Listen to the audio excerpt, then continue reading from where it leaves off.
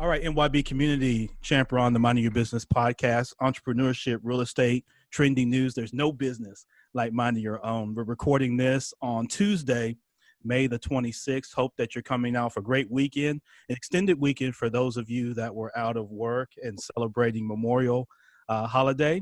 Or maybe you're celebrating the birthday of our guest today. Maybe that's what you chose to do. But hope that you're doing well and hope that you find yourself safe and time with your family to be enjoyable. And if you're facing obstacles, just know that you're not on the island alone, that we are a community. And even though we're socially distancing, we're not socially disregarding anybody. So make sure that that's a part of your mindset as we go forward, and just know that there's opportunity all around. Listen, I'm excited about today's guest. This is a bucket list, for me to say the least, MYB. And I've done well over 150 episodes, and this is someone that I've always wanted to get on. I'm so glad she said yes. It is right after her birthday too. So my guest today, Summer Owens, author, speaker, and founder of So What Foundation. She's a So What success coach, and she works with youth all around and has for many years, someone that I've admired and be able to watch grow over time. So I'm extremely excited. So y'all forgive my excitement today. I'm excited about every guest, but I'm really excited about when I able to scratch off a bucket list. So Summer, thank you so much for joining the Minding Your Business podcast. Thanks for having me. Thanks so much for having me. This is exciting. Yep, absolutely. So let's get right into it. So those of us that are here in Memphis, Tennessee, so if you're watching this on YouTube or you're listening to the podcast, MYB, if you haven't crossed Memphis, you may not know who Summer is. For those of us here in Memphis, we know. So let me ask you, Summer, who is Summer Owens? Oh, that's a good question. That's look, I'm a Gemini. Because Okay. you just said my right off the birthday bat. Friday, so it depends on who you ask and when you ask. Right. I like to have fun with that. Who am I? I am a mother, and I think being a mother kind of defined my life, and even my career. So Yeah. I'll start with that. I'm a mother. I'm also a grandmother, but my Yes. grandchildren call me Sunshine. There you Um, go. and so that is sort of the foundation for who I am. But I'm an entrepreneur, and I'm a speaker. I'm a So What success coach. I am a friend. I am a really good friend, I think, and I'm a supporter. I'm an encourager. I'm a motivator. I'm a little bit of all those things, and also a don't mess with me kind of girl. Yep. I'm a make it happen person. Right. That's who's free. And I've heard you speak, and I agree with everything you just said, including the last statement that you said. You're definitely someone who follows that no excuse mantra. And I've heard you speak where you've addressed that, where I'm kind of like, whoa, make sure I ain't giving no excuses out here. I didn't want to say that. I feel like I was giving the excuse. But where do you, so with all those things that you described yourself, Summer, where does that come from? Right? How did you, did you have that from a child, from your youth? Did you find you were always like that? Or is that something you developed over time just during your I growth? think I had it as a child, but it has developed through life and through Yeah. life's experience and life's challenges. My mom said that I was stubborn, that I've always been stubborn, and I'm like, okay, I'll take that. That means determined. Yeah. Right. And so I've always been a determined person, but I've also I think always been the kind of person that if you tell me I can't do something, I'm going to show you that I can. Yeah. And so I've always been kind of motivated by that. As I got older, though, I've had challenges, way more challenges. I had challenges as a child. So I was bullied. I was picked on. I had really Hmm. low self-esteem. I didn't have a lot of friends, and those were some early challenges in my life that I didn't deal with as well. Yeah. Um, but then when I got pregnant, and the way that I got pregnant, which was as a result of rape, I really pushed me to, after I stopped feeling sorry for myself, let me say that first. Yeah. spent a period of time feeling sorry for myself, but I also realized that feeling sorry for myself wouldn't get me anywhere.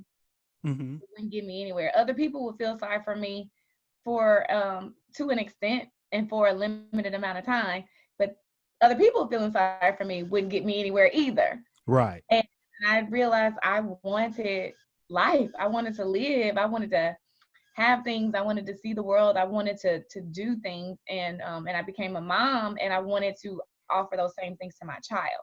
Yeah. So I got really motivated to just get over myself and get Yeah. over my challenges and stop feeling sorry for myself and learn how to make some stuff happen. And that's what Yeah. I did. Absolutely. Something that I always wanted to ask you, even from, the very first time I ever met you, Summer, which was, I became a father when I was 29 years old, and I was in over my head then. I could not fathom becoming a parent. And I believe it's at age 15 for you. 15. Uh-huh. I could not fathom that. Um, and of course, we were married, having a wife, and my mom was close by, her mom was close by. I still, there's just no way. How did you endure that period, becoming a mother at age 15? Age 15, I mean, for most of us, that's our freshman, sophomore year in high school. There Yep. was no way. If you went back to freshman or sophomore on, there was no way on anybody would ever fathom I'd be somebody's dad. Not even close. How did you endure that? Not only did you endure that, you graduate top of your class, which to me, that's the piece that just blows me away. School was tough enough, right? When you've got the responsibility of being a parent and a mother of all things, walk us through, unpack for us how you made it through that, because again, there's got to be something innate within you that allowed you to do that. I don't think that's just happenstance, or you just brushed off, said, oh well, I'm just going to go to class and and graduate top of my class, right? So unpack that for us, Summer, if you can. It's a couple thoughts behind that. Well, one, I think that had you become a parent at 15, you would have stepped up to the challenge and you would have succeeded. Oh, I hope so. I hope so. I mean, not everyone does, but in most cases, when life happens, True. you Yeah. just meet life where it's at and you deal with it. And Mm-hmm. and so, of course, now I work with a lot of teen parents all over the world now, and I know that it's not as easy as just picking up the pieces and going on with your life. Yeah. Not for everyone. So I do recognize that there is something internal and something a little more powerful than just life happening and then you moving on. Sure. So for me, though, um, I think part of it goes back to what I said earlier about me being determined. Yeah. And that was without a child. It was just like I have always been a pretty academic person Yeah. and always made good grades and always just wanted to do well. Mm-hmm. And so when I got pregnant and became a mother, it was that part was no different. I still wanted to be successful. I still wanted to make it, but I felt like I was even more driven because now I had this person Yeah. to take care of and to be an example for. Now, it was very, very hard, but it took a lot of, as far as unpacking it, like first it's definitely a mental thing for me where I said I knew that a lot of people look down on teen parents Yeah. and doubted them and counted them out and said, okay, well, you had you pregnant or you had a baby, well, now you're not gonna be anything. Mm. And I know that happens a lot, and I knew that was happening to me. And so for me, immediately I'm like, oh no, that's not gonna be the case. Yeah. That's not. I'm gonna prove you wrong.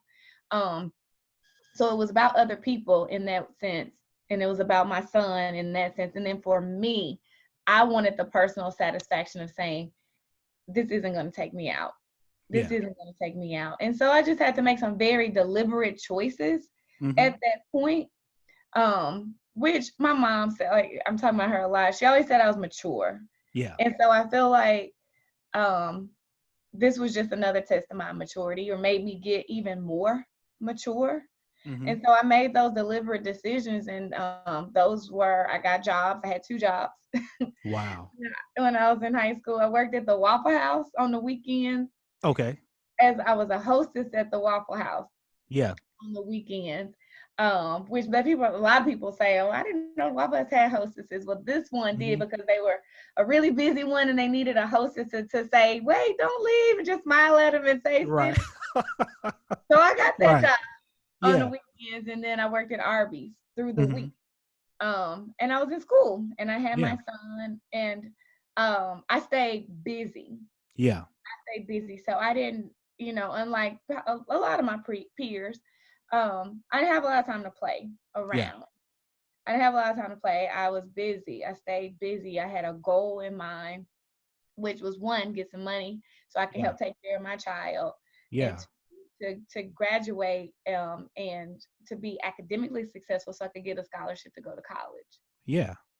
Because I was determined to not be on welfare, not be Mm. dependent upon my family to take care Yeah. of my son or me. And so I just got really focused. I made a lot of sacrifices of time with my friends. Yeah. But I'm thankful, because I feel like I balanced it out pretty well too, because I was involved in a lot of organizations Mm-hmm. in high school, and I still got to hang out with my friends, but it was just, I had to learn how to balance it all. Yeah, absolutely. And so you have your son. I've seen the pictures of you having him at graduation and that sort of thing, holding him, which is amazing. And so then you're at the University of Memphis. So talk to me about when you first step on campus at the University of Memphis and what that experience was for you. Yeah, okay. So I worked hard, like I was just saying, and I got a scholarship. And because I was involved in activities, a lot of extracurricular activities and organizations in high school, I got a leadership scholarship to the University of Memphis. And part of the leadership scholarship required me to be involved in organizations on campus and become a leader over the time that I was there, the 4 years that I was there. Yeah. And so I came to Memphis, and I brought my son the second year. I was really, really blessed, because I didn't have a chance to mention my grandmother. I moved in with my grandmother while I was pregnant, Mm-hmm. and she was a big, big help for me while I was working those 2 jobs and going Yeah, to school. absolutely. Um, so my first year of college, he lived in Jackson, it's my hometown, and I would come back to visit. I'll come back to visit through my freshman year Mm-hmm. every weekend, and I would sneak him back to Memphis in the dorms, and he was going to class with me. People in Memphis remember, they knew him. He was more popular than a lot of students.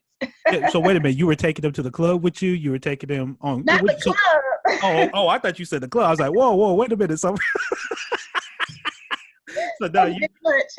so yeah, but you were taking him to the dorms and that sort of To thing on the campus. dorm, to class. Because I was a student leader, I had organizational meetings. So Right. maybe club meetings, but not the club. But- right. No, not the Yeah. club. Yep. But There you go. so yeah, but at the University of Memphis, I never will forget, and he's still a friend of mine today. His name is Hmm. Donald Carson, Dr. Donald Carson. Yes. He was vice president of student affairs at the time when I came to school. He actually came to Jackson with another group of people from the University of Memphis, and they recruited students. And I was one of the students that was recruited to the University of Memphis for Hmm. the Emerging Leader Scholarship, which I got. But when I came on campus months later, I just saw him when I was walking around, and he remembered my name. Yeah. And that meant everything to me. And people who know Dr. Carson knows that Hmm. that's who he is. And it Definitely. wasn't a me. I wasn't special, even though I feel special to him. Yeah. And he's very special to me, but that wasn't unique to me. And so that meant everything to me. And so as a Mm. student at the University of Memphis, I felt at home. I knew I made the right choice. At first, I was kind of sad because I stayed close to home, because I had a child. Yeah. And so I was like, okay, I guess I should probably go to somewhere close by, and I chose Memphis. But then once I realized how Memphis was the perfect fit for me, Mm. I was just relieved. And like I said, I got involved, and I was a leader on campus, and probably not too many people who went to University of Memphis who didn't know me. And like you Right. said, right now I'm not from Memphis, but a lot of people think I am. Mm-hmm. Just because I've done a lot here and in my career, the career that I've had, we'll probably talk about that, Yeah. has just been a blessing. But the University of Memphis is still a very special place to me. And I'm the president of Alumni Association, and I've been blessed to get some great honors from there. And that was just the best decision that I could have possibly made, for Yeah. sure. Yep, definitely. And I was on campus around that, those same time during those same years. So we have some time that overlapped. And yeah, Yeah. I thoroughly enjoyed my time there at the University of Memphis. It's benefited me in more ways than I could probably express Yeah. verbally, Same and here. what it's given to me and for my career and then overall personal development. So you graduate, I think it was magna cum laude that you graduated University of Very Memphis, close right? to graduating summa cum laude too. Summa I cum. was, Oh, okay. I will but make I sure I did had that graduate. right. I graduated magna cum laude. Yeah. But Okay. yeah, I was blessed. I was I was blessed, and I worked really hard too because yeah, I only made a couple B's while I was in school. Wow. Yeah, I made a whole lot of beats. And that's good. That's still good. A lot of people fight for those B's. And Yeah, I I made a whole lot of them. grades too. I fought for my grades too. Yeah, no doubt about it. Yeah, no doubt about it. And so you were Miss University of Memphis. Is that correct? In Or Miss Memphis? 2001. Yeah, Mm-hmm.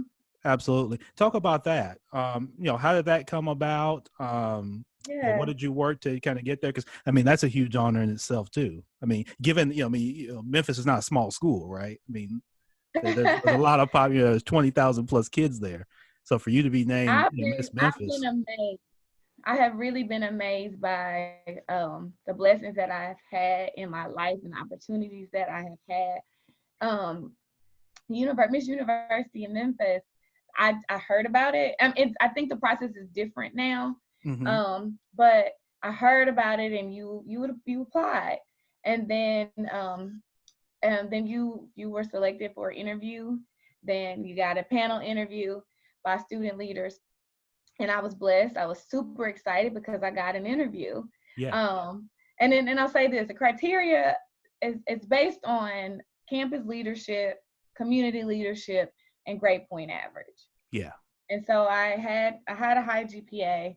I was involved on campus in probably almost every organization on campus, and especially through my sorority, I was involved in the community. yeah, And so I met all that criteria, but not just me. There were several other people who met that criteria. sure. But I was blessed to get that interview.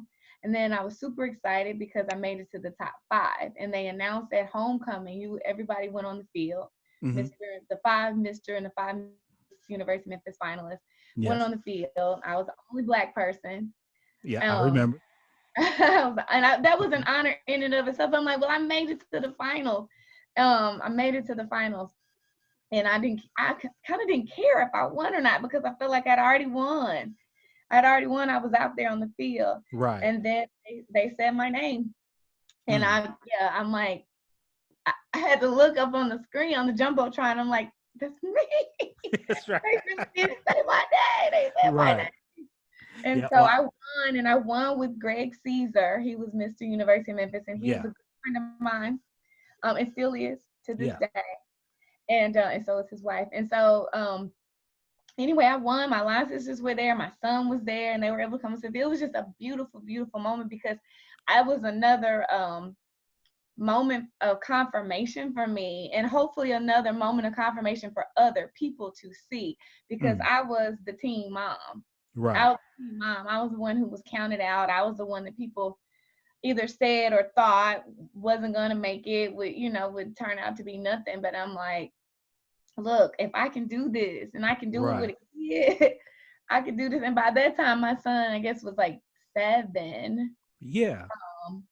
Um, I'm like, whatever, you can do it. I don't want to hear your excuses. I don't want to Right. hear it because you Yeah. can do it, and Yeah. And it that's can why. be me. Yeah, exactly. And that's why, like you say, when I've heard you speak and you spoke of, kind of that no excuses. And for someone that played sports, right, it's right up my alley because, of course, all coaches speak to, no excuses, commitment, work hard, pick yourself up, enjoy success, all those type of things. And then Yeah, here you are with your son that's gone through the toddler age too.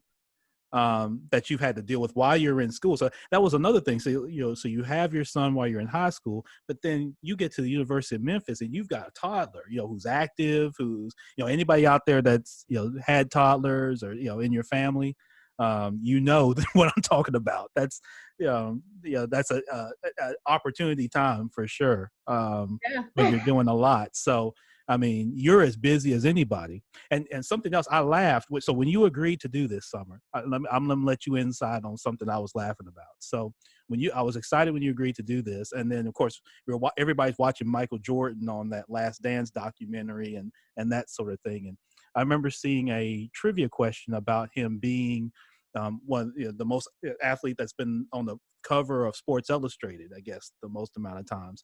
And I sat there and thought, and I was talking with my wife Kim, and we were actually laughing. I was like, I wonder if Summer has been on the front of the Memphis magazine the most amount of times.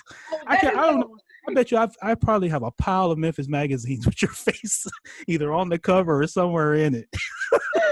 That is hilarious. So we started debating. I was like, I wonder who's been on the front of a magazine cover more, Michael Jordan or Liz Taylor or Summer Owens. Oh, God. Definitely or them. Gabrielle Union or somebody.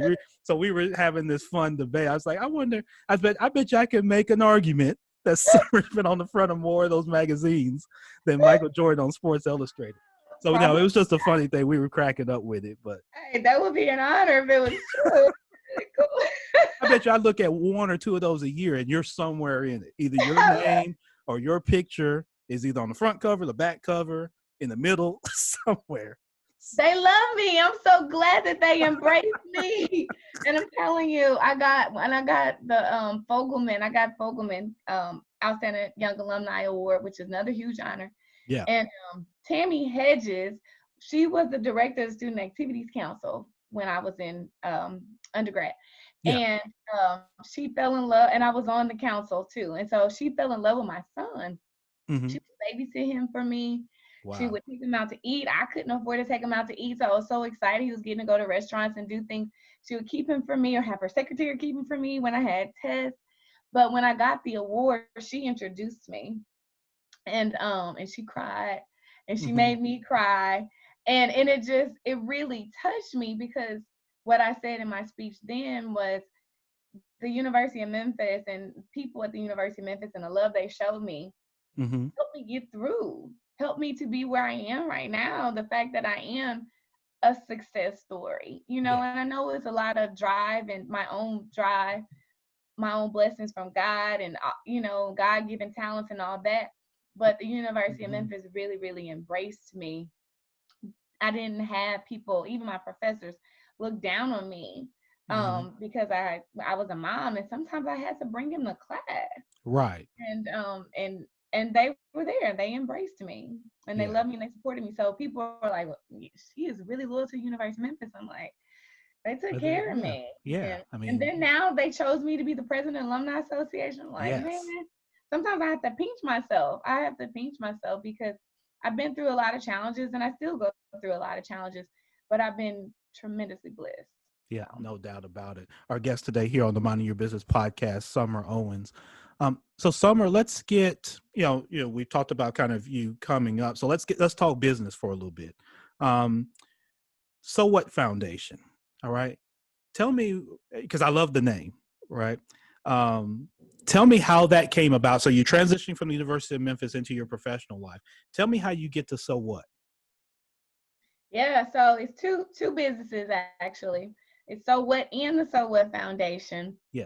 And how I made that transition. So while I was at my career. So just kind of quickly, I worked for the Memphis Grizzlies. And that was a huge blessing because I started working there the year they came to Memphis. Yeah. And so I had the opportunity to start the team. I got to be the first marketing manager in the history of the Memphis Grizzlies. Oh, there you go. Yeah, it was cool. History. Yeah. It was cool. So we had a marketing director. She came from Vancouver. She's still a good friend of mine. I just spent 2 weeks with her in Vancouver. She hired me, and I became a marketing manager for the Memphis Grizzlies. Well, it was a journey to becoming the manager, but I did. And then after I got my MBA, I worked as Service Master as a marketing manager for 2 brands there. Then I worked for FedEx Okay. I was a marketing specialist advisor. Well, while I was at FedEx, that was my first job where I worked normal hours, like 40 hours a week. Yeah, like during the day, 9 to 5. Yeah. Right. Because at the Memphis Grizzlies, like we had games, we had events, all of that. Plus I was Right. in grad school. And then service master, I traveled a lot. Now, Mhm. all of that is fine and good for a young professional, but it was really hard for me because I had a child. Right. And my family does not live here. And so I had this support system that I created with my friends, Mhm. who babysitters, Yeah. and my son's friends as he got a little bit older. But so then I went to work at FedEx, and for the first time, I had sort of normal hours. Yeah. And that was when I decided to do something that I had been asked about since I was at the University of Memphis. People were always asking, Summer, how do you do it? Yeah. And back then, it was like they knew I was going to school. They knew I had a son. They knew I was involved in a lot of extracurricular activities. They knew that I worked because I worked at Hilton Hotels Corporation in corporate office, an intern. So I had a lot going on. They were like, how Right. in the world do you do it? And at the time, my answer back then was, I don't have time to think about it. Right. You just doing All it. I Right. have to do Stay is busy. do it, just do it, just do it. But by the time I got to FedEx, I was no longer in school, and I had a normal job. My son's a little bit older, and I decided to write. Mm. I was also at a place where I could see outside of myself because I had been in survival mode since I was 15.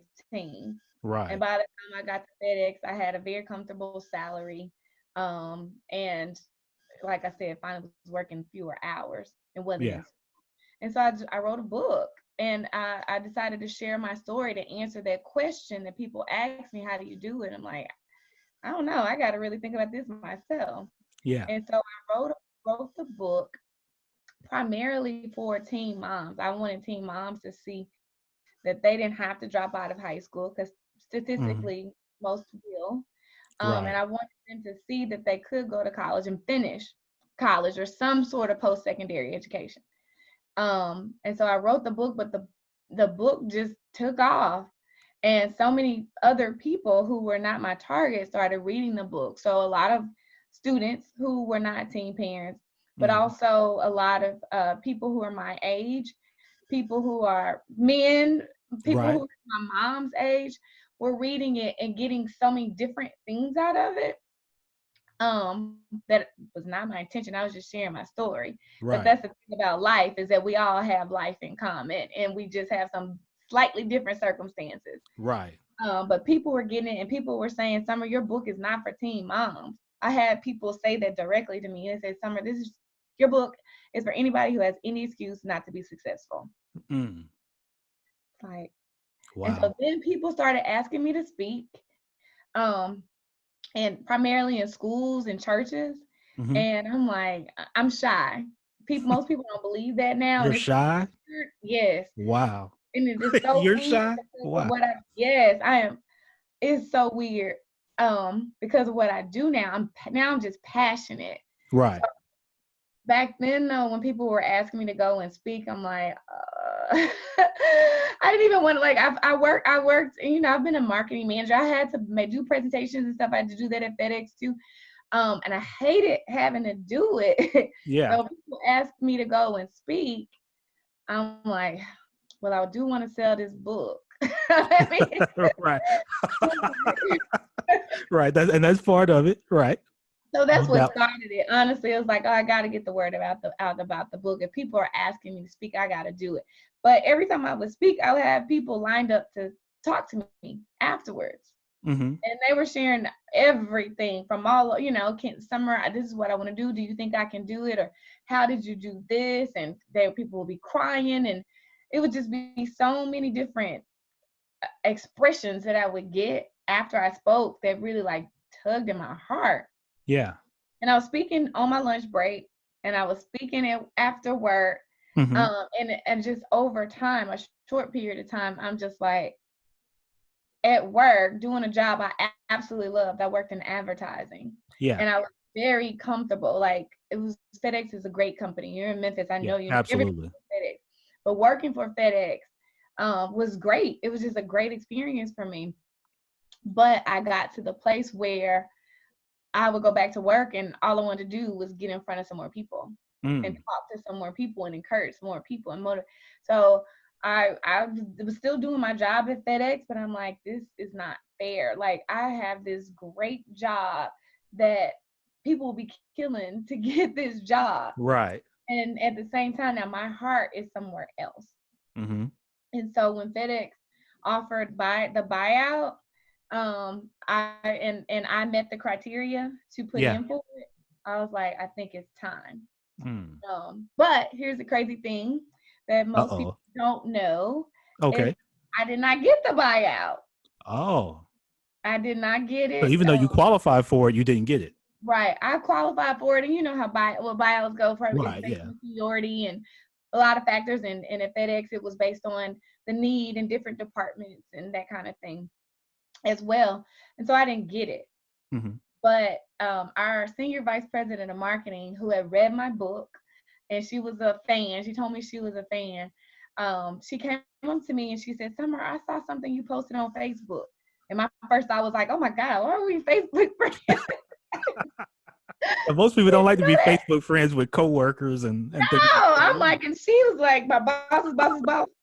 So I'm like, oh my God, why are we friends on Facebook? I didn't say that, but I was thinking that.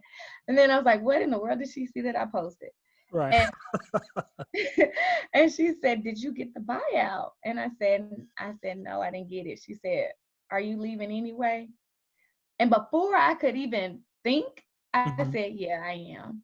And then it's after the words came out, I'm thinking to myself, like, wait a minute, no, I'm not prepared to go. I'm Right. going to use the money from the buyout. But I'm like, oh, I said my heart had spoken. I had to go. What she saw on Facebook was actually, I don't know if you can see, this little thing back here. One of my Yeah, kind of board right members behind you there.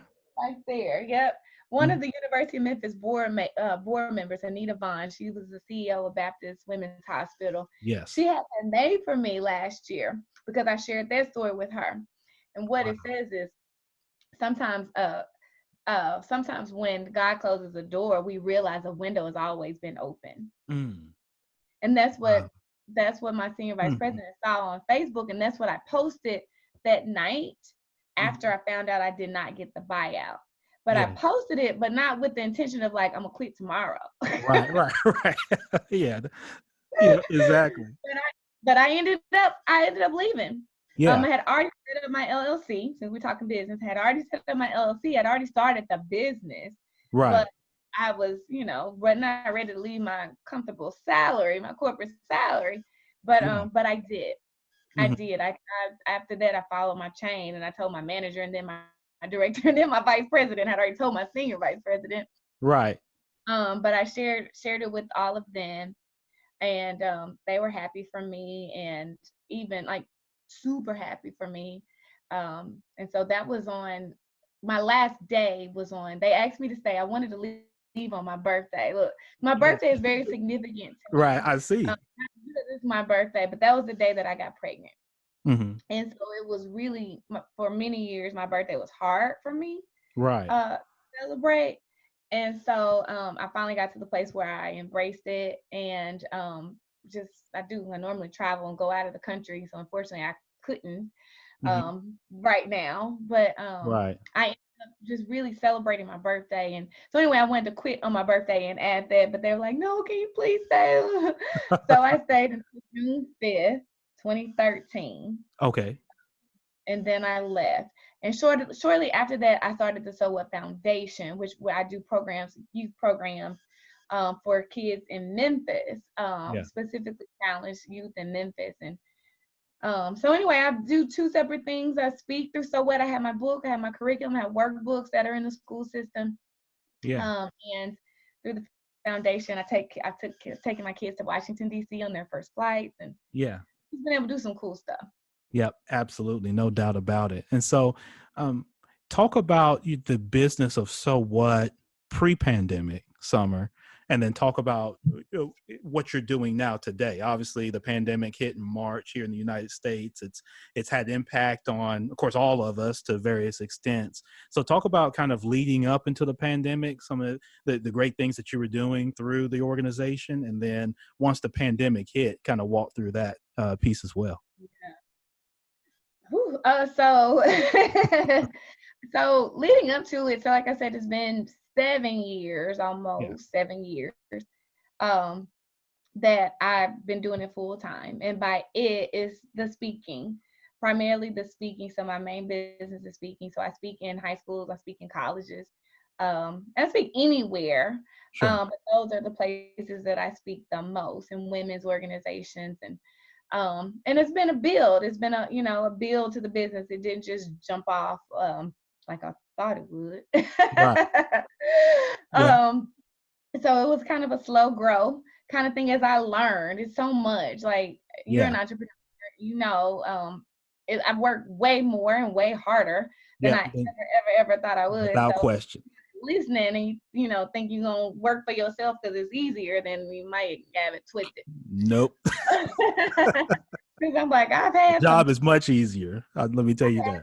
jobs where I worked lots of hours, but I'm like, oh my God. But in 2020, I'll say this. So I've had lots of great experiences as I've been learning, I've been growing.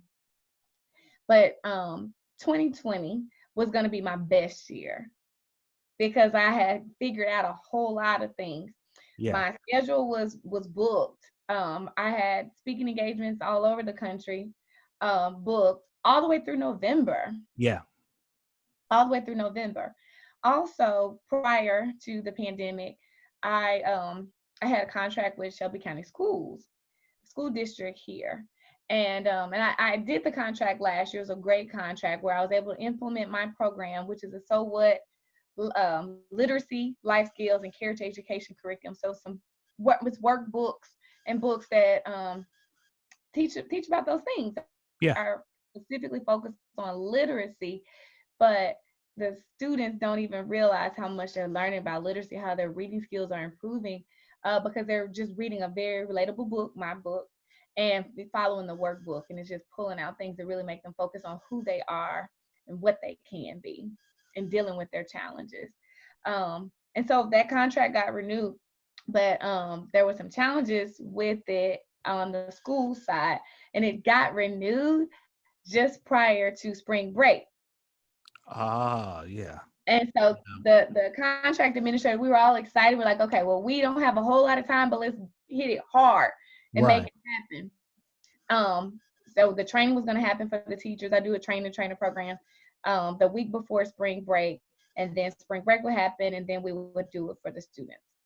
So you know what this means. Right. I know exactly. I know where you're going. So good old COVID-19 killed all that. Right. They said kids are not going back to school after spring break. Right. Yeah. That's when, Corona comes in and yeah, my goodness. So it all that. So and all those events that I had scheduled were canceled or postponed Okay. indefinitely. I primarily, like I said, speak in high schools and colleges. Nobody knows what's going to happen for sure with high schools or colleges or any schools Right. right now or in the fall. And so all of that is a really big question mark. And so, like a lot of other businesses, and the good thing is, like a lot of other businesses, everybody's moving to virtual. Yeah. So luckily, though, I was already virtual. I've been on Zoom. Everybody's learning Zoom now, but I've been on Zoom Right. for like 4 years. Yeah. So I'm, very familiar with Zoom. And I even had already created an online class, which is what I'm really pushing that right now. Yeah.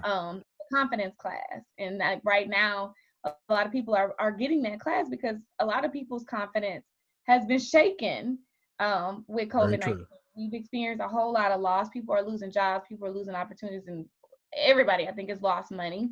Yeah. Um, and so people need an extra boost of confidence in a number of different areas to now, I think this is a great opportunity for people to pursue those entrepreneurship goals that they had, or Yes. go after another Absolutely. job. People have been furloughed and people have been fired. Like now, Mhm.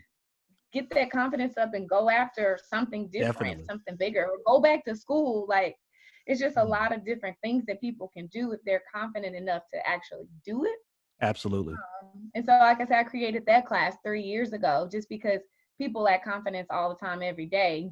This situation just really Yeah, heightened it for exacerbates it. Yeah, people. definitely. Yeah. Yeah, So definitely. that's how, so what came about, what I was doing, that's what I'm doing now. Yeah, I actually just, for my birthday, because I also, like I said, for my birthday, I celebrate special ways. yeah. Um, and this year for my birthday, I created what's called the So What Senior Salute Packet. Yeah, I saw that. I was going to ask you about that because I saw your video, I think it was on IG, where you were Okay, kind of prepping it for all of us. And so we were all waiting for the next day to see what you were going to reveal. cool. And Yeah, then you revealed it. And so talk to us, yeah, about that whole kind of process. sure. So, well, first thing I did though was on my birthday, I gave away 20 gifts to 20 seniors. That was a 2020. And then I said plus one on one day, which is my birthday. So that's the 41. So Yeah, I like wordplay and all of that. course. Of course. That 2020 and one, because to celebrate my 41st birthday, I gave away gifts um, to 20 seniors. Yeah. Um, 20 gifts to 20 seniors. But going past my birthday, I launched it on my birthday, but this is my goal.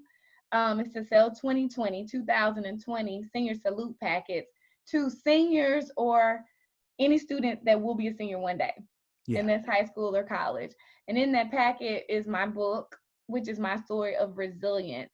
And that's what I think all of our students need right now, because even the most academic student, some of them are even struggling right now to go to this online learning model. Right. It's not an easy transition, and everybody had to adjust very, very quickly. Even Yeah. our educators are Mhm. challenged right now because they had to adjust very, very quickly. Right. So a copy of my book, which is it's summer Owens. I can't even think of the name of my book. This book is Life After Birth, a Right. memoir of survival and success as a teenage mother. But it's my story about being a teen mother, but it's not just for teen moms. So they get the book, they get a So What t-shirt, Okay. which is a constant reminder of having a so what mindset. And what the Right. so what mindset is saying, so what this challenge happened, so what this horrible thing happened, or so what I don't like this about myself. So now what? How do I move forward from that? And what I always teach when I speak is say so what to that thing, and because you can either accept it or you can change it. Yeah. Sitting around complaining about it is not going to make a difference at all. So Right. accept it or change it. There you And go. so they get that so what t-shirt so they can keep that bold statement. It's like, you know what? They even got to say, so what, I didn't get to walk across the stage. Now Right. that's hard. Mm. It is. That's hard. But I had to say, so what, I was raped. Mm-hmm. So what, I'm a teen mom. So what, I'm a single mom. People say, so what, I have cancer. You have to, Yeah. it's about saying, stop feeling sorry for yourself because a situation is messed up, because what can happen is you're so busy feeling sorry for yourself, you can't move forward. Right. Very true. You can't move forward at the pace that you should be moving. You gotta say so what and keep it moving, and be successful in other ways. And and so that's why I created that pack. And they also get a card with so now what message to help remind them of how to be resilient every single day. And Yeah. so I'm selling those, and I'm really excited that people are buying that and supporting that. Like I said, my goal is to sell 2020 of them. Yes. So 2020 of those, because it's not about me, but one, yeah, it's gonna help me keep my business going, because I want Right. to continue to do what I'm doing and encouraging and motivating people, especially our students. Uh, Yes. but it's gonna keep our students going. It's gonna keep them going. Like when they get down and want to give up, they need Right. a story to show that life can be really messed up. It can be really, really unfair. Yeah. No doubt. Sometimes it has nothing to do with you or the choices that you make. Sometimes it does have something to do with Right. you and the Of choices course. you make. But either way, it can be tough, it can be unfair, but you can keep it moving. Yeah, no doubt about it. And I definitely feel you on with the speaking engagements. So I had to send back in the last 2 weeks 2 checks of partial payments that I received on speaking engagements that I had, because I speak in kind of the banking arena. So Kansas Bankers Association, definitely shout out to them. They've got something coming back in the mail for me. Merry Christmas. Um, so, and we made an agreement when they canceled the conferences that was going to be on the agenda, that I agreed to give back a portion of that back to them, which they're actually going to donate to a charity, so that's good. But I was I had to use both hands to I know. scribble my signature on that check. I'm a part of the National Speakers Association, and that's what we do. So the whole association is speakers, and so we have had lots and lots and lots of conversations, discussions about this and how people are handling it. So a lot of that is happening, is returning deposits or figuring out. So for me, I'm really glad that most of the organizations that I had deposits from already, we were able to reschedule. Yeah. We were and a couple of them awesome. I've been able to deliver virtually. So but not everybody's willing to do that. I mean, right. Yeah. it's interesting. Everybody is having to adjust, and that's one thing about this situation is there's no one who is not affected. My double negative. Everybody is affected right now in some kind of way. And so for me, I'm like, okay, what do you look for the positives in it? Because there are lots of positives. So we just got to keep looking for those positives. So yeah, no doubt about it. And for Kansas, actually, we're going to be at the Broadmoor. It's going to be in Colorado there at the Broadmoor. So I was looking forward to my first time there and enjoying that. And we were invited to a dinner with some of the top folks there in Kansas, Kim and I. And so not being able to do that was one thing. But again, we're extremely fortunate, to say the least. But yeah, so like you described, there's the impact that this thing has had on all of us, and it's we'll get through it. Summer, you mentioned about with schools and with seniors. I'm interested just in your overall take on school this coming fall, right? So I could not imagine, I like all of us, we had the great fortune of graduating and walking across the stage and having the graduation parties and all that. I could not imagine, one, not getting to do all that, not getting to have the prom and not getting to have graduation.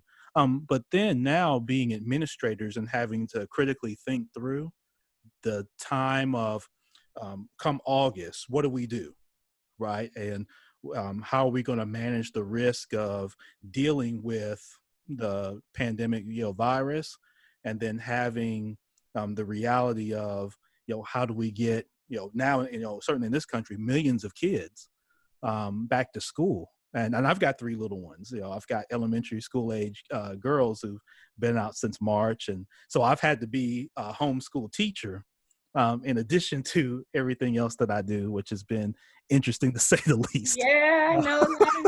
Having to do that. But what's just kind of your quick take on just at high level what you think can be done, come August, if you think, will kids be able to go back to class, at universities and, K through 12, or do you think it's going to be? Answer, and then I'll give a little bit longer answers. I'm leaving that to the experts. Yeah. Let me tell you this story. My I went to Ghana. I got to go to Ghana in January. The first couple of weeks of the year I spent in Ghana. Yeah. And it's beautiful. So I came back home, and my grandmother, who's 98, I'm blessed. I have 2 grandmothers still. One is 94 and one's 98. So I was talking to my grandmother, and she asked about this coronavirus. Did I know about it? And what did I think? Mm-hmm. And I said, oh, Grandma, because she worries about a lot of stuff. Sure. And I was like, oh, Grandma, you have nothing to worry about. That's in China. Right. Right. I was like, we don't have anything to worry about over here. Mm-hmm.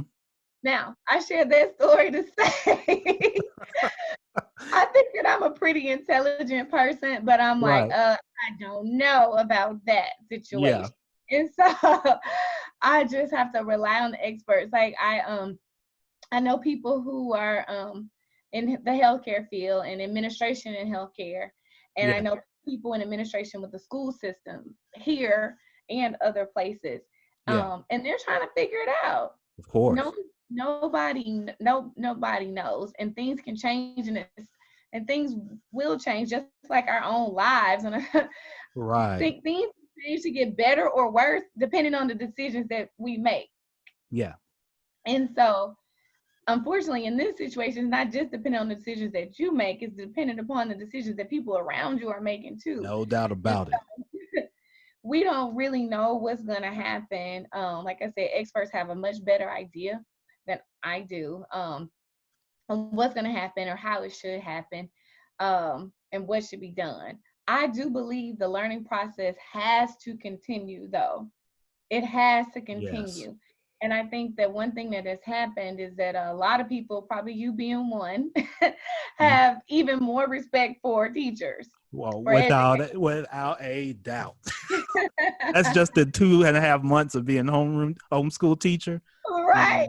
And of course, again, I'm fortunate. My girls are fairly self-sufficient, but with 3 girls here at home, because I'm not going into my office at Clark Tower. Now I've been working here from home summer, and you're exactly right. The level of respect that I already had for teachers was high, but the day to day, Yep. and I've got 3. I don't have a classroom of 10, 15, 20, 25, 30 kids. I could not imagine every day. And these are, what most parents are complaining about, but it's with your own kids. Your own, Imagine having right. that with other folk kids I every saw day. I saw a post. Somebody said, was posed to a teacher, like, you lied. My child does not enjoy the math in class. Right. Yep, exactly. It's a new challenge. So that's a new challenge for parents, and parents are in all types of different situations too, and all different levels, right? Right. So some parents are entrepreneurs and they're trying to work. Yeah. And not even just entrepreneurs. A lot of parents are working from home, and they're having and I still, even though my son isn't here, I get my grandchildren Yeah. pretty often. And so I still I know that balance. It's difficult. It's just very, very difficult. And so, but it's the learning process still has to continue. So I think regardless of what happens in the fall, or especially if they don't return to school, we do have to figure out something, because kids have not been in school, and the learning process has been kind of all over the place, and who knows exactly where it's been in anybody's individual home, since Right. the end of March. And so here we are. It's April, May, June, July, and in August, if they go Right. back to school in August. So there's 5 months of probably unstructured or minimally structured, low accountability learning Right. our students. And that's scary. Yeah. That's really scary. And so I applaud the educators, Dr. Ray, who's our superintendent here, Yes, no doubt. and all over the country, and with what they're doing to try to keep the learning process going, in spite of, we know there's a digital divide, and Yes. it's a major, major issue. And so I'm still working with the school district too, because my workbook, and look, I'll show you, people on the podcast can't see it, Yeah. but this is one of my workbooks. Yes. So they're really cool. I really am really happy with them. And so it's something that I'm making available, because the other challenge with COVID-19 is we can't contact each other, right? And Right. so that's been a challenge that I've had even with the district, and being able to keep that moving forward. So we're working on some stuff, or I'm working on some stuff with them, but it's also available to parents. I've had a lot of parents to buy my book and workbook. There's an instructor guide that parents can use to teach, because our parents had to become teachers, like just like that. So I don't care how educated you are as a Right. parent, that doesn't make you a good teacher. Exactly. And Very it doesn't true. make it any easier to be a teacher, to support your child. I know, because I'm pretty educated, and I was a horrible tutor to my son. It's I, so funny that God blessed me with some more patience, and I became a college professor, and now I can yeah. teach. I have a little bit more. Maybe you have a little bit more patience with other people's kids, but Yeah, possibly. Yeah, possibly. Yeah, I've struggled with, doing that for mine. And, like a lot of parents can attest to this, of course, at elementary school with all this Eureka math, and they've got all different, yeah, 8 ways to Sunday on how they learn things. So 2 plus 2 doesn't just equal 4 with them. They've got 10 different ways they solve for that. And that's the way you have to solve for it when they ask. So you can't just simply say 2 + 2 = 4, which Yep. I naturally want to do because that's how I learned it. We learned it one way. Yep. My daughters learn it 10 different ways, and I it have drives me heard crazy. that a lot. That's a big challenge. Yeah. Yeah. And it's my curriculum's even, it's aligned to the Common Core state standards for English language art. Yeah. And Common Core math, I know, is a lot more controversial, and the Eureka math is harder for us. I can't say if it's harder or not, but I know it's harder for us who learned a different way to teach Right. our children. The one thing that's really cool, I think, about my curriculum, like I said, is English language arts. Yes. And even that they're teaching a little bit different, but the main thing with that is just making students think a little deeper. Yeah. There you go. Think a little bit deeper, because they have to Mhm. cite the evidence, and it's working on their comprehension skills, and it's Yes. just so it's not hard. The Yeah. point is, it's not hard for the No. parents to help teach that. Yeah, I was gonna say for the parents, it's one thing, but I found my daughters, Summer, pick it up. Yeah, I mean, once they do pick it up, they seem to. Whereas, we early on were picking up things like calculators and things like that. My daughters can add and subtract and multiply and divide. Even say 3-digit numbers fairly quickly.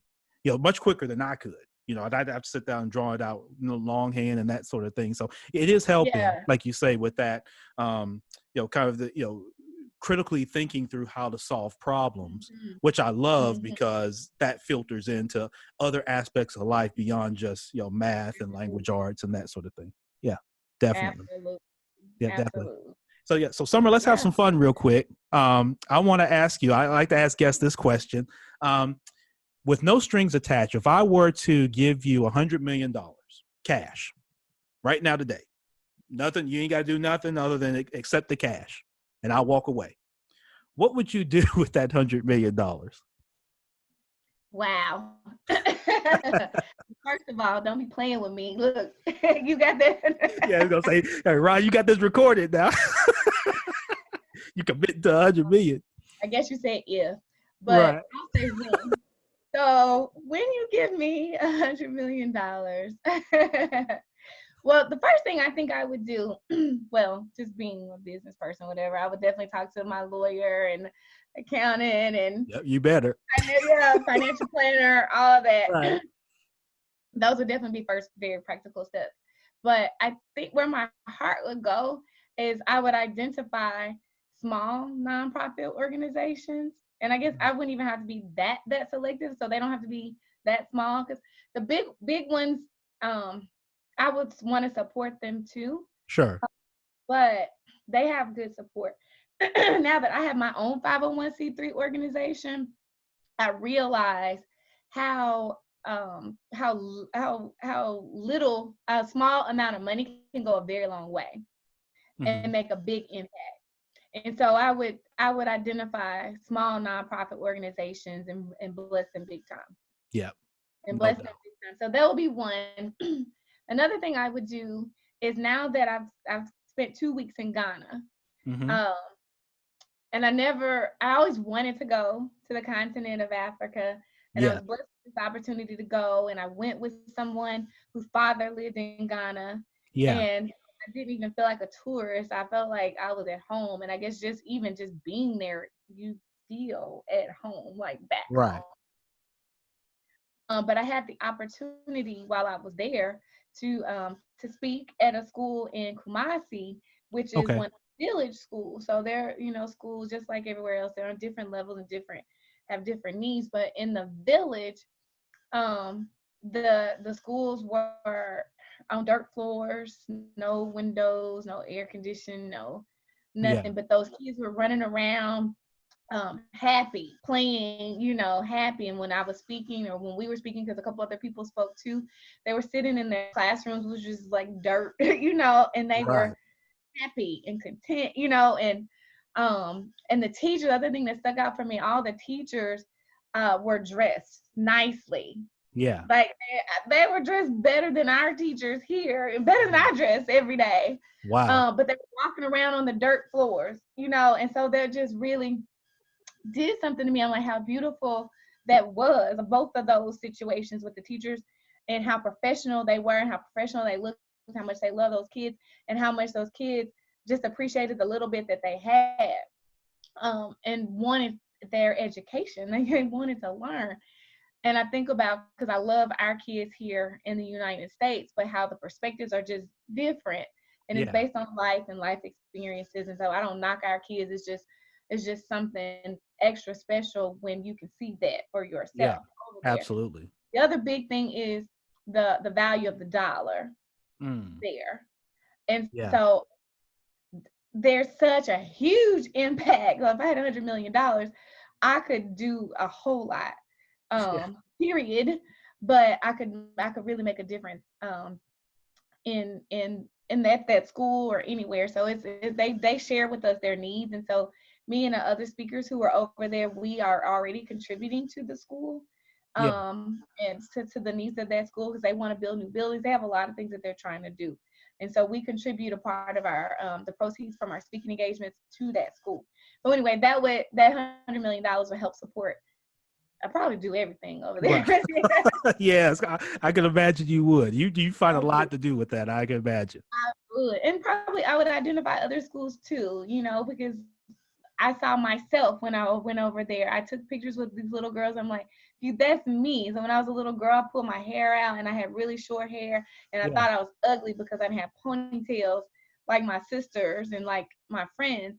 But I'm over there and all of them look like I looked when I was a little girl. And Yeah. they look so beautiful to me. And so it's just a very, very special experience. So those are things that I would do. And of course, I would invest big time in my business to help Of me keep course. doing what I'm doing.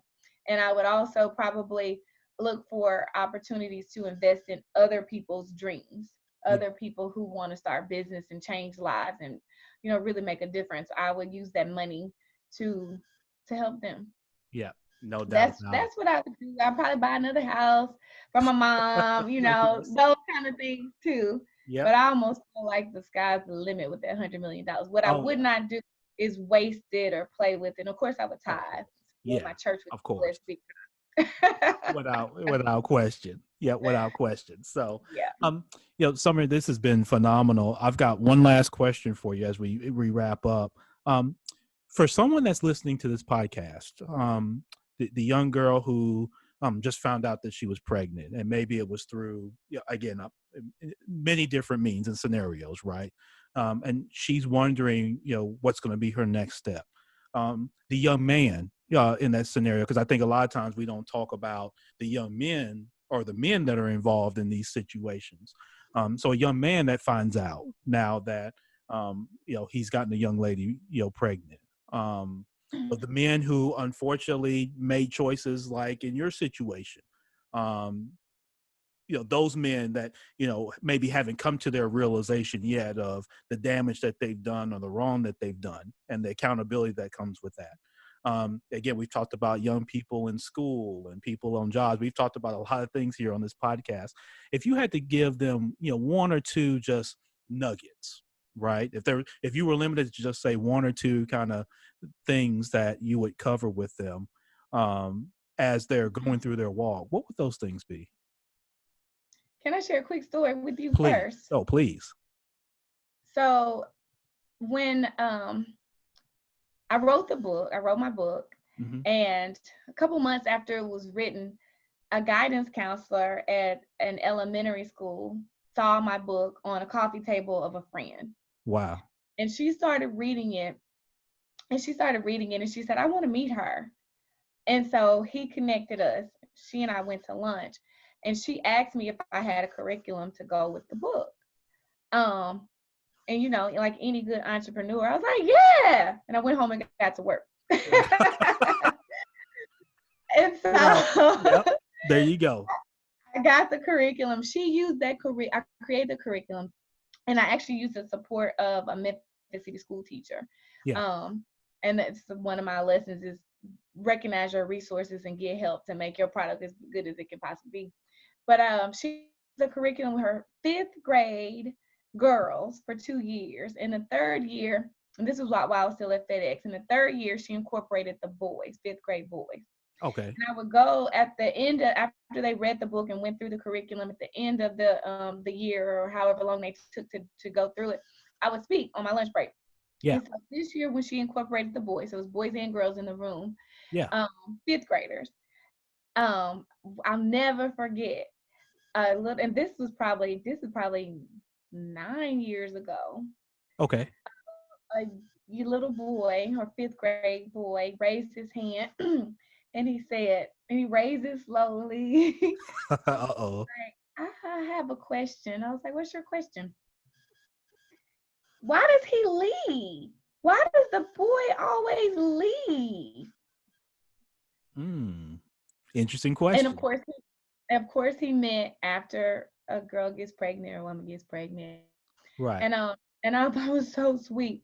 And then another boy, before I could even answer, another boy said, "It's his responsibility too." Wow. Those words. It's his responsibility too. And so I said, I said he's scared. I said most of the time he's scared. I was like, just like she's scared, Mm-hmm. but she has nowhere to go. The baby is in her body. She has nowhere to go. She Right. can't leave. And when the baby comes, she's usually the one that's tied to it because if she doesn't do what she has to do for that baby may not make it. And so as a mother, you don't leave. Most of the time you don't leave. Right. Or no matter how scared you are, because you better Right. believe I'm scared. Mm. But for him, he's scared, and a lot of people run when they're scared. Well, no matter what they're scared of, Yeah. they run and don't deal with it when they're scared. And so anyway, that stuck with me for forever, obviously. And Yeah. so part of my advice to answer your question is it is scary, and Mm. recognize that it is scary and it will be scary, and even at that moment, the pregnancy and the birth, all of that's scary, and there are going to be scary moments. You're a parent, so you get it. There's scary Yeah. moments all the time. Yeah. There, Absolutely. my son is 25 now. I'm still scared. Yeah. Oh, yeah. Definitely. The year is going to be scary, but your life will be even scarier based on the decisions that you make. Mm. And so it's scary. I'll say yes. And is it hard? Yes, it's hard. So it'll be scarier and it's going to be harder based on all the decisions that you make. And Yeah. so for me, was it hard going back to school, when I was a sophomore and I just given birth? Yeah, it was very, very hard. Was it hard going to college? Yes, it was very hard. Mm-hmm. But after I did that, I put myself in a position where I could have great jobs, where I made good money, and I could take care of myself. Yeah. Versus if I had made the decision to drop out of high school or to not pursue my education. Yeah. And then I'm living hard every day, trying to make money, trying to live, trying to work 2 jobs, 3 jobs, or whatever I have to do to make it. Now, I'm not knocking anybody who does that because I respect you because you're Right. doing what it takes to make it. But to answer your question, when you said that person who's in that situation, so right there when you're in that situation, you need to make some tough decisions about where you want to be 5, 10, 15, 20, Mm. 30 years Yes. at that point, and live your life according to where you want to be later, not what's hard right now. Right. So that would probably be my best advice is I am where I am today, and I live how I live, and where I live, and have the things material things, as well as a peace of mind that Yeah. I have, because when I was 15 and I found out I was pregnant, or at 15 and got my baby, and I spent my time crying. So feel sorry for yourself, give yourself, and even now when I go through challenges, because you better believe life is still hard, Yeah. I give myself a time limit to feel sorry for myself, a time limit to cry. It's like, oh, okay, now get over yourself and do something Yes. and do something. And so that's my advice is like, yeah, we're all entitled to feel sad and to hurt and to mourn loss and make, the mistakes that we make or whatever. We're all entitled to those feelings. And I would never Yeah. say, don't feel, Right. but don't let those feelings keep you from being successful in the future or having what you really say you want in life, because feeling sorry for yourself can kill your dreams, can kill your aspiration, can kill your motivation, and you 50, 60, 70 years old still feeling sorry for yourself. Yeah. And by that time, nobody else is feeling sorry. Right. Oh, I was gonna say, I was gonna say 50, 60, 70. Yeah, you and that at that party by yourself. I'm telling you, and really, truly, I tell young people this all the time too. The younger you are, the more help you can get. Yeah. So you're 15, you're 16, you're 17, you're 18, maybe 19, 20, 21. Okay, now we getting grown. Right. And, Right. and my level of support or advice, all of that is going to go down. It's going to continue to go down because like you should have been getting it earlier. Right. And not that I can't love you, and not just me, but just people in general. We will help young people. But the longer you want to go, you want to play and not do what you need to do, the less support you're going to get. So I like to have fun. I like to joke. I do. Anybody who knows me knows I like to have a good time. But right. they also know that I'm very, very serious. Mm. And so I think that find that balance in your life. Have a good time. Party, kick it, do all those things because I did it and I still do. Right. But balance it out with seriousness and make sure that partying and kicking is not keeping you from meeting your goals. And if you just found out you're a parent or you're about to be a parent, then you need to really, and it's not just if you're a parent, just period, you need to prioritize, understand what's really important, and then plan your life and your time according to pursuing what's most important. Yeah, I mean, that's great nuggets, Summer, for all of us at all different levels. I think all of us MYB can take something from what Summer just said. I think she spoke to all of our hearts with that. Author, speaker, so what success coach Summer Owens is our guest today. Summer, I can't thank you enough for agreeing to do this. I've kept you way longer than I intended to, but this has just been my pleasure. This is fun. I love talking. You can't tell. Yeah. How can people get in touch with you? I always like to leave off with that. And of course, Minding Your Business podcast listeners, the links will be in the show notes. So you'll be able to connect if you want to purchase workbooks, books from Summer, as well as go to summerowens.com. But how can people connect with you and follow and support what you're doing? Sure. So the best place to go is my website. That's my home, summerowens.com. That's where you can see all the stuff. So the workbook is information about my workbook, my workbooks. There's information about my coaching. There's information about my online class, the confidence class. And then there are links to sign up for my newsletter because I send out a newsletter. Yes. I don't even like to call it a newsletter, but it's an email that I send out with information. And you can sign up for my blog there because I blog and because I like to talk. That's one way I like to communicate. And then all my social media handles, they're links on the site. So Instagram and Twitter is _Summer O. It's at Summer O _ so what. But I think it's easier. Just remember summerowens.com. And all the links that you could ever want are there. And I love talking to people. I love communicating with people. So connect with me and let's talk. Yep, absolutely. And MYB, when you do that, let Summer know that you heard her right here on the Minding Your Business podcast. And let's go out and let's support Summer by purchasing the books and the workbooks and then reaching out to her. And even if you just share a kind word or if you have a question about something, I'm sure Summer is more than willing to engage you. So listen, again, Summer, thank you so much. You're a beautiful spirit. I really appreciate you doing this. And I'd love to have you come back at some point in the future, maybe once we get past all the Corona stuff and we're all back to doing our speaking engagements and all that type of thing. We can have you come back and share with us some more, okay? That would be my pleasure. Yes.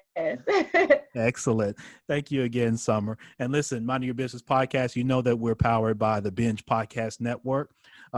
Make sure that you subscribe to the podcast, 5-star. On Apple helps us be able to share more content.